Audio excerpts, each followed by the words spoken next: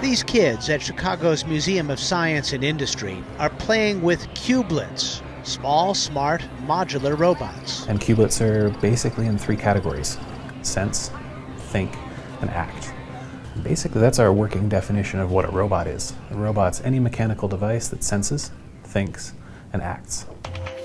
With support from the National Science Foundation, designer Eric Schweikart and his team at Modular Robotics create these clever cubes, individuals that join forces and work together.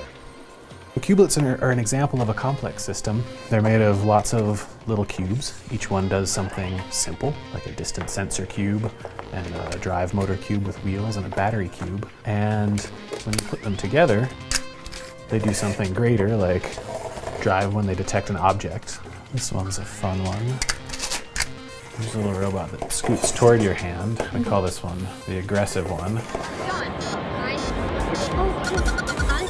The goal is to get kids to use computational thinking to explore scientific challenges. We're finding a little bit of traction in giving kids just a toolkit to build their own complex systems and start to gain intuitions about how things fit together and how patterns emerge. 125 or so components that go into this cube alone. So that's why we test in many different steps.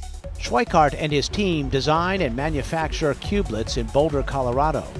They hope to spark confidence in the next generation of scientists and engineers, learning skills today to solve complicated problems in the future.